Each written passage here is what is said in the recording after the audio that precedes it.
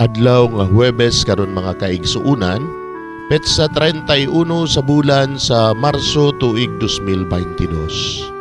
Ang pagbasa kinutlo gikan sa Ebanghelyo sumala ni San Juan, kapitulo 5, bersikulo 31 ngadto sa 47. Si Jesus mingon ngadto sa mga Hudeo, "Kun magsaksi ako mahitungod rapod sa akong kaugalingon, wala kini kapuslanan.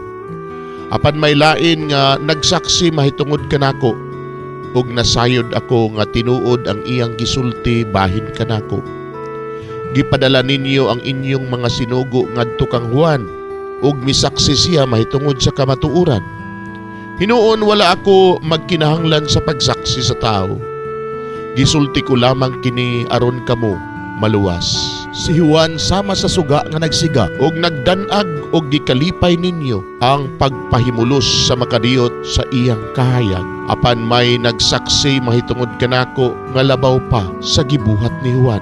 Ang mga buhat nga gipabuhat kanako sa akong amahan, mao ang nagsaksi mahitungod kanako nga gipadala ako sa amahan. Ug ang amahan nga nagpadala kanako, siya mismo nagsaksi usab mahitungod kanako. Wala kamo makadungog sa iyang tingog, ug wala ninyo makita ang iyang naong. Busa ang iyang mga pulong wala magpabilin diha kaninyo, kay wala man kamo mutuo sa iyang sinugo. Nagtuon kamo sa kasulatan, kay nagtuo man kamo nga diha ni ana makaangkon kamo sa kinabuhing dayon. Ang kasulatan mismo nagsaksi mahitungod kanako. Apan kamo dili buot mo ari kanako, aron unta makabaton kamo kinabuhi. Wala ako magkinahanglan nga daygon sa mga tao, apan ako nasayod nga wala diha kaninyo ang gugma sa Dios.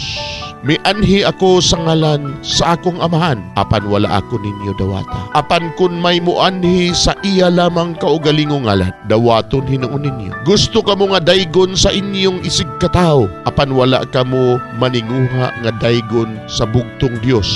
Busa unsaon man ninyo pagtuo kanako, apan ayaw ninyo huna-unaa nga isumbong ko kamo sa akong amahan. Si Moises nga mo'y inyong gilauman nga mutabang kaninyo, mauhinuoy magsumbong kaninyo. Kung tinuod pang nagtuo kamo kang Moises, mutuo usab unta kamo kanako, kay nagsulat man siya mahitungod kanako. Apan kay wala man kamo mutuo sa iyang gisulat, unsaon man ninyo pagtuo sa akong gisulti. Mga igsuon, ang Ebanghelyo sa Ginoo, daygon ikaw o Kristo.